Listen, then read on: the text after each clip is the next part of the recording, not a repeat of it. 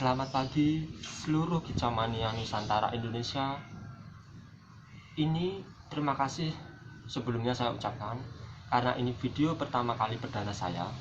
Jadi di sini saya ingin membahas mengenai seputar sulingan ya. Sulingan mungkin bisa saja untuk RFDC atau mungkin bisa juga decu. Jadi gimana pada dasarnya ideal ukuran sangkar burung-burung tersebut itu berapa sih, dan kriterianya itu gimana sih?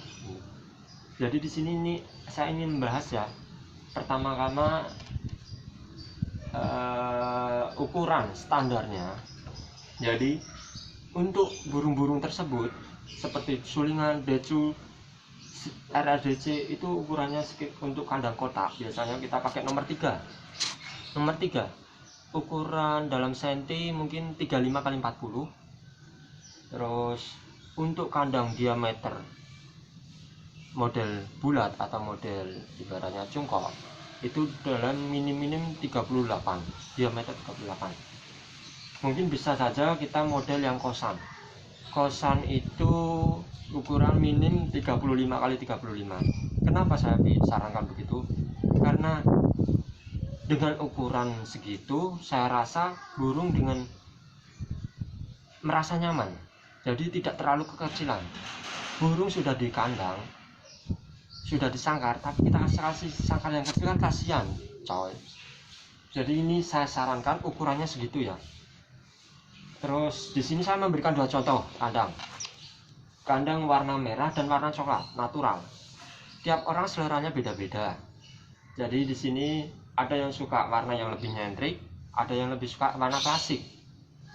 Warna-warna ini ada kelebihan dan kekurangan masing-masing. Kelebihannya untuk kandang yang berwarna seperti ini ngejreng ya coy, ngejreng. Jadi orang itu kalau ibaratnya di mata itu lebih lebih menarik ya. Warna-warna ini ada kelebihan dan kekurangannya. Kalau warna yang ngejreng seperti ini, warna merah, pink, kuning, hijau, biru itu selera. Kalau warna-warna seperti ini kelebihannya sih di gantangan saat lomba otomatis dengan warna seperti ini akan lebih menarik perhatian juri, lebih menarik perhatian penonton. Jadi memberikan nilai plus tersendiri ya. Sedangkan untuk warna seperti ini, tapi untuk warna-warna seperti ini saya sarankan untuk tidak dipakai untuk harian. Kalau warna seperti ini saran saya di luarnya tetap merah, tapi bagian dalamnya saya usahakan warna natural, warna hitam maupun warna coklat. Kenapa? Di saat kita menjulung burung dijemur, warna-warna seperti ini ketika mencolok terkena sinar matahari itu warnanya akan burung tidak merasa nyaman kalau menurut saya. Jadi terkena sinar matahari, pancarannya terlalu silau, jadi mengganggu pandangan mata. Jadi saya sarankan kalau yang ingin berwarna seperti ini, dalamnya itu kalau bisa coklat ya, coklat atau hitam. Kalau luarnya sih bebas, mau biru, mau hijau, mau kuning, bebas, semua selera. Tapi ya itu kelebihannya, dia di gantangan itu lebih menarik juri. Kalau warna-warna natural seperti ini natural, dia jelas tidak merusak mata, dan dia mungkin kelebihan lainnya dia tuh lebih natural. Jadi mengesankan burung itu karena sulingan adalah burung yang eksotis, burung-burung yang klasik, begitu pun unik. Jadi warna-warna seperti ini terkesan natural, terkesan klasik, sepadan lah dengan burungnya. Itu kembali ke warna itu ada kelebihan dan kekurangan masing-masing. Kita kembali ke atas ya, kita bagian ke atas dulu, kita kupas satu persatu bagian atas. bagian atas di pion ya coy. Bagian pion ini bagian gantungan dan pion. Bagian gantungan dan pion itu namanya, ada yang suka, ini saya berikan contoh, ada dua contoh, yaitu ini yang versi yang lebih tinggi dan ini yang versi lebih pendek. Ini bisa kelihatan ya, versi lebih tinggi dan lebih pendek. Ini lebih tinggi dan ini lebih pendek. Kenapa begitu? Versi lebih tinggi dia itu lebih diprioritaskan untuk pemain-pemain, untuk para yang hobi dengan lomba. Jadi di sini dengan ini semakin tinggi, otomatis kondisi sangkar ini dia akan semakin turun. Posisi sangkar ketika di gantangan nantinya dia akan semakin turun, semakin rendah. Apa yang terjadi ketika semakin rendah? Semakin dia dekat dengan juri, semakin volume gaya itu semakin terlihat jelas. Dan bagi orang-orang yang pendek, kita mengantisipasi tinggi gantangan itu berbeda-beda. Jadi mengantisipasi ketika gantangan itu tinggi. Jadi ini kita akan lebih mudah lah untuk ibaratnya menggantang gitu. Jadi kelebihannya di situ. Nah, ini saya sarankan lebih untuk burung-burung lomba. Kalau untuk burung biasa itu untuk harian itu cukup pendek juga nggak masalah, mau panjang mau pendek itu tidak masalah ya coy. Jadi itu saran saya. Terus kalau biar ini kan banyak sih ya di pasar-pasar itu ya, terutama kita bisa pakai karet atau grip seperti ini. Grip seperti ini, kenapa? Ini grip badminton sebenarnya, tapi kita bisa aplikasikan ke gantungan kita, dipakai agar tidak licin. Jadi dalam artian ketika gantungan burung itu kan bahannya otomatis besi rata-rata, ketika bergesekan dengan besi itu semakin licin. Jadi mengantisipasinya untuk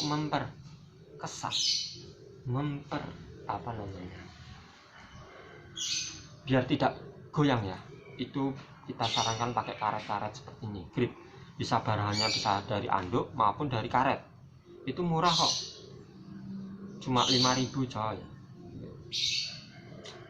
Itu dari gantungan. Ini dari gantungan. Terus kita kembali ke apa ya,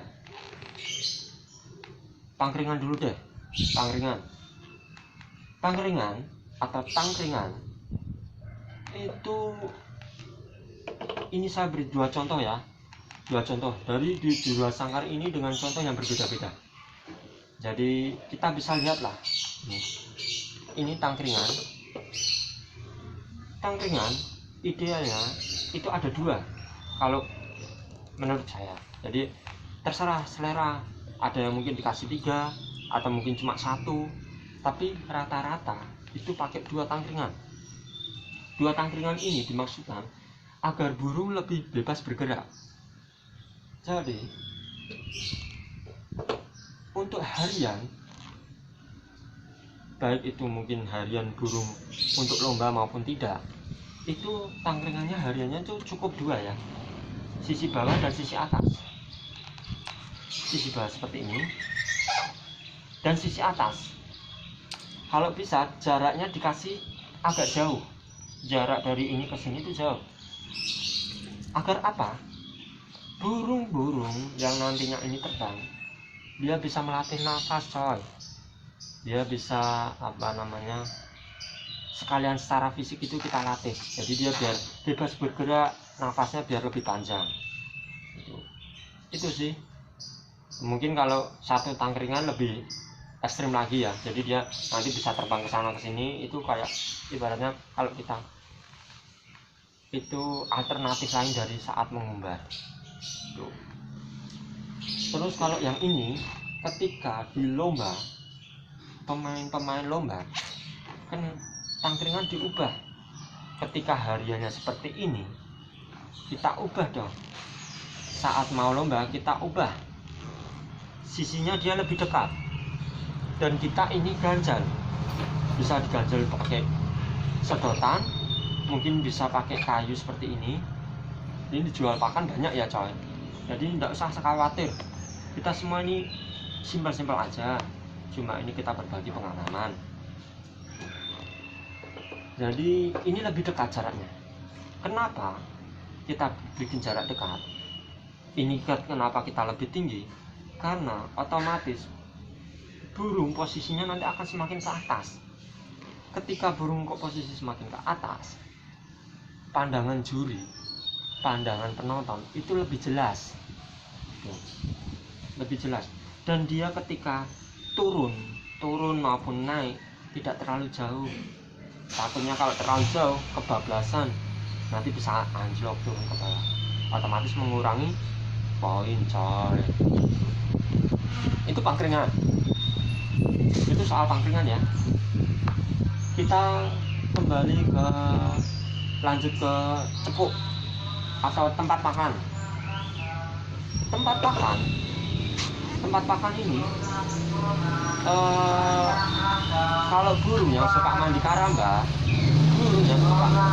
udah mandi karamba, cukup dua tempat, mungkin bisa 3 tempat, pur, minum, dan sini kroto. Tapi kalau burung yang tidak suka mandi karamba, saya sarankan pakai 3 atau 4 cepuk. Untuk wajibnya itu 3 cepuk seperti ini. Jadi ini nantinya cepuk pakan, ini cepuk minum, dan yang satu ini cepuk untuk mandi. Jadi jangan sekali-kali cepuk untuk minum disamakan dengan cepuk untuk mandi. Cepet kotor coy, kuman banyak di situ.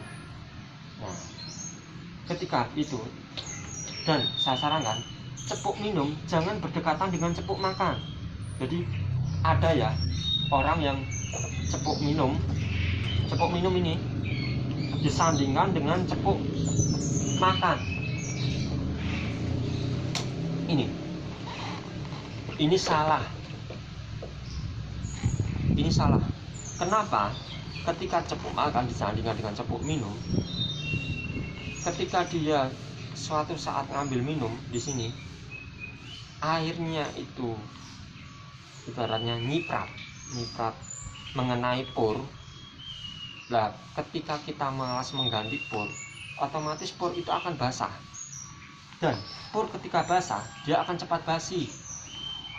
Apa efeknya? Basi. Tahu sendiri, sama seperti halnya orang ketika makan basi, banyak penyakit yang akan mudah menyerang tubuh kita. Jadi itu sih kalau menurut saya, pandangan saya. Itu cepuk sudah ya. Cepuk. Karpet, kembali ke bawah. Karpet misalnya. Oh iya, benar. Pangkringan itu kalau bisa untuk teledean itu menyengkram setengah hingga 3/4 kaki. Jangan sampai dia hanya menangkring setengahnya. Karena kalau dia menangkring hanya 1/4 maupun dia menangkring keseluruhannya, itu saya rasa tidak nyaman. Jadi gitu. Jadi diusahakan sulingan itu tangkringannya 3 hingga 1/2 hingga 3/4 dari cengkraman kakinya. Jangan sampai cuma segini. Ya, jangan sampai cuma segini dia nangkringnya, ya kan? Nah, jangan sampai segini juga. Ya, diusahakan 1/2 hingga 3/4. Jadi burung merasa nyaman. Ibarat kita pakai sepatu ya. sepatu kalau kita kebesaran maupun kekecilan kan juga tidak enak kan coy. Nah itulah, itu sebenarnya semua itu sama ya, perlakuan burung sama manusia itu sebenarnya sama. Itu sulingan. Pangkringan bisa kita dapatkan macam-macam bahannya.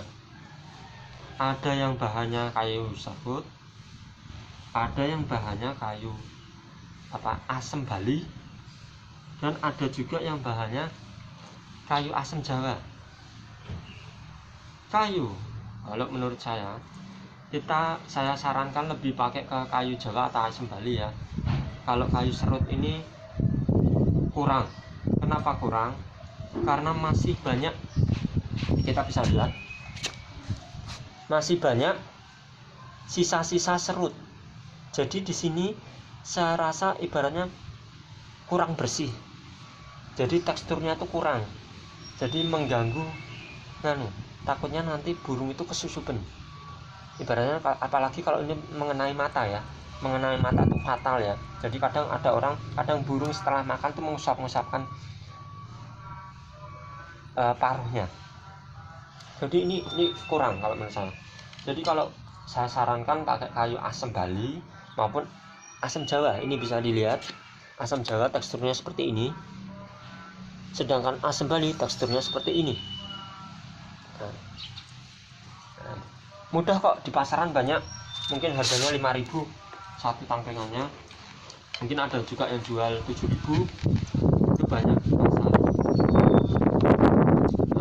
Tadi tangkringan, kita kembali ke karpet atau alas burung. Karpet atau alas burung itu macam-macam juga bahannya. Kita bisa lihat karpet yang biasa dijual di pasaran tuh karpet ini ya, seperti ini coy. Kalau bisa tuh sangkar tuh dikasih karpet biar tetap terjaga kebersihannya. Karpet, kalau karpet seperti ini diusahakan minim 2-3 hari dibersihkan. Kenapa? Karena berbeda dengan karpet koran ya. Kadang ada yang pakai orang alas koran. Alas koran dia dibersihkan 1 minggu pun tidak masalah. Kenapa? Karena alas koran, alas yang pakai bahan kertas maupun koran, berbeda dengan bahan karpet seperti ini. Alas ketika dia pakai alas koran atau yang berbahan kertas, itu mudah menyerap air.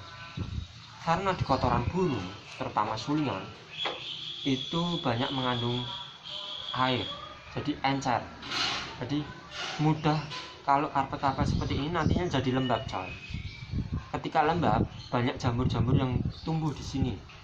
Jadi kenapa banyak burung yang sakit? Tanpa kita sadari, burung-burung yang sakit itu ya berasal dari kebersihan sangkar kita. Jadi berasal dari kebersihan tangkringan, kebersihan cepuk, kebersihan karpet, dan yang terakhir kebersihan sangkar itu sendiri. Nah, itu yang saya sarankan kalau untuk orang-orang yang mungkin sibuk, tidak bisa ibaratnya waktunya untuk mengurus burung, mungkin ditinggal lama, saya sarankan pakai karpet koran. Kalau karpet seperti ini minim 2-3 hari harus dibersihkan. Nah, terus kita kembali lagi ke ini karpet atau alas. Alas yang paling bawah, ini alas yang paling atas ya. Untuk alas yang bawah itu biasanya ada yang berbahan dengan maaf alas bawah rata-rata bahannya kayu. Bahan kayu ini ada juga kita yang memakai bahan galvalum. Nah, ini bisa dilihat bahan kayu. Ada juga yang berbahan galvalum. Nah, ini bahan-bahan ini ada kelebihan dan kekurangannya masing-masing. Jadi ketika pakai bahan kayu, kenapa ada orang yang pakai bahan kayu? ini sangkar otomatis akan lebih berat. Ini disarankan untuk orang-orang yang suka bermain gantangan maupun lomba burung. Ketika lomba burung, sangkar semakin berat, otomatis dia ketika kena angin, sangkar tidak akan goyah. Gitu. Jadi ibaratnya ini pemberat di sangkar. Jadi itu. Ini ya. Ini bahan kayu. Kalau yang bahan galvalum ini untuk harian. Kenapa untuk harian? Karena dia lebih ringan. Selain lebih ringan, dia juga lebih awet. Ya. Dia lebih ringan dan juga lebih awet. Ketika terkena air, terkena panas hujan, itu tidak mudah rapuh. Itu sih kalau itu. Jadi biasanya itu sih yang bisa saya sampaikan. Itu dari atas sampai bawah ya.